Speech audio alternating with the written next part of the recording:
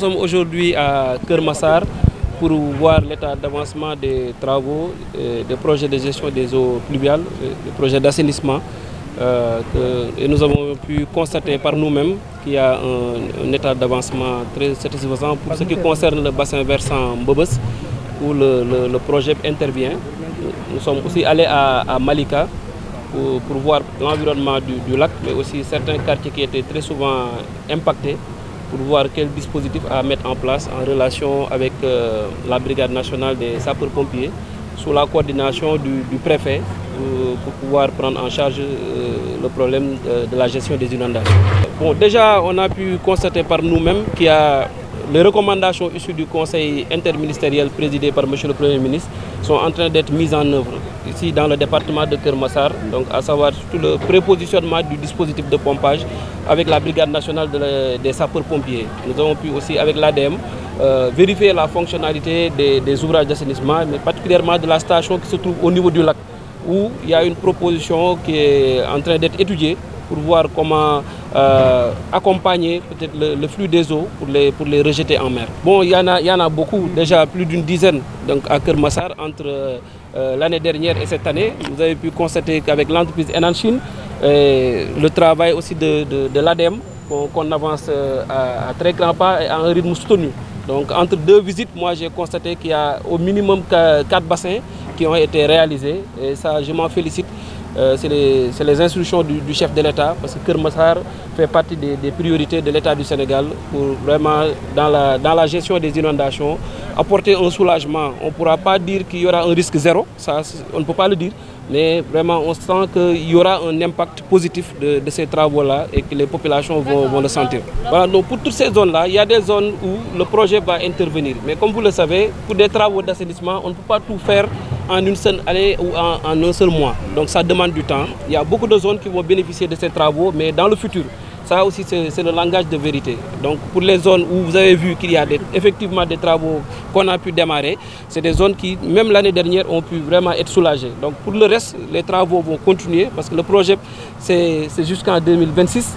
Donc il y a aussi un financement additionnel que l'État du Sénégal a pu acquérir auprès de la Banque mondiale et qui permettra d'aller vers toutes ces zones-là. Mais en attendant, je pense que sous la coordination du préfet, mais aussi avec l'appui des autorités locales, le maire en l'occurrence et les autres autorités, on va essayer de mettre en place un dispositif de pompage pour soulager les populations. Mais pour dire seulement qu'à Keur Massar, déjà pour la phase d'urgence du projet bénéficie d'un financement de 15 milliards, avec le financement de la Banque mondiale 83 milliards, ou pour cette partie qui concerne Keur Massar Nord particulièrement et le bassin versant de Mbobes, un marché de 11 milliards qui est en train d'être exécuté pour dire que Keur Massar vraiment bénéficie de beaucoup d'investissements de l'État du Sénégal pour aider les populations dans la lutte contre les inondations. Bon, le déploiement a démarré donc sous la coordination du gouverneur de la région de Dakar. Il y a eu une réunion avec tous les acteurs, avec tous les intervenants, là, en l'occurrence l'ADEME, l'ONAS, la BNSP, donc tous les acteurs, la DPGI, donc où ils se sont répartis les tâches. Donc le déploiement a démarré. Donc on a pu constater que dans certaines zones, il y a déjà un dispositif prépositionné.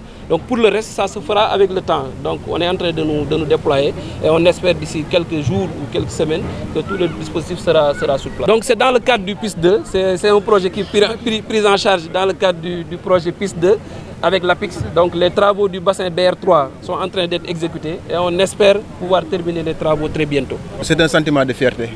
Et nous voudrions profiter de l'occasion pour remercier l'État du Sénégal, le ministre des Inondations qui est venu depuis l'année dernière 3 fois de suite à Keur Massar. Également remercier les autorités administratives et manifester notre sentiment de fierté. Les populations de Keur Massar aujourd'hui sont fiers des avancées qui sont remarquées aujourd'hui au niveau du projet PROSEP. Et nous voyons nettement que les travaux avancent merveilleusement au bénéfice des populations. Donc nous remercions le ministre qui est là, qui est venu, je l'ai dit tantôt, 3 fois de suite à Keur Massar. Donc c'est un problème qui lui tient à cœur. Mais également nous remercions les services étatiques, l'État du Sénégal et l'entreprise aussi qui a exécuté ce projet-là, Enan Chine.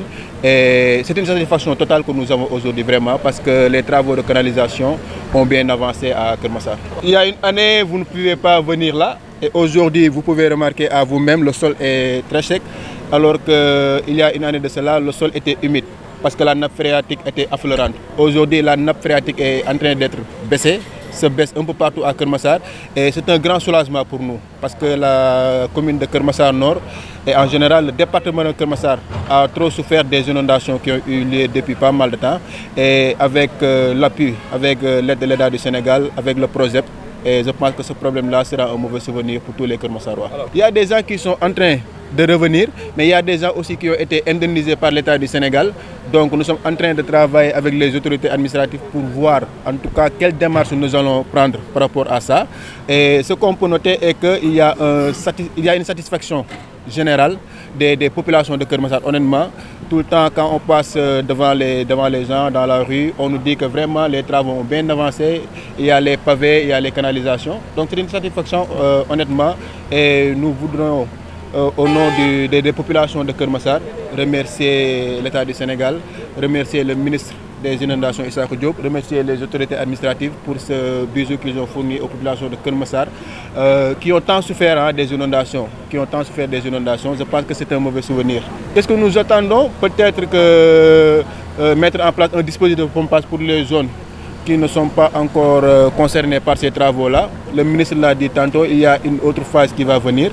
Mais en attendant, dans les autres quartiers qui sont hors des passages de Keur Massar et les zones où le projet est déjà passé, peut-être mettre en place un dispositif de pompage pour soulager les populations en attendant que le projet continue. En tout cas, nous avons confiance. Si le projet continue comme ça, d'ici une année, 2 ans, les inondations seront du souvenir pour les populations de Keur Massar.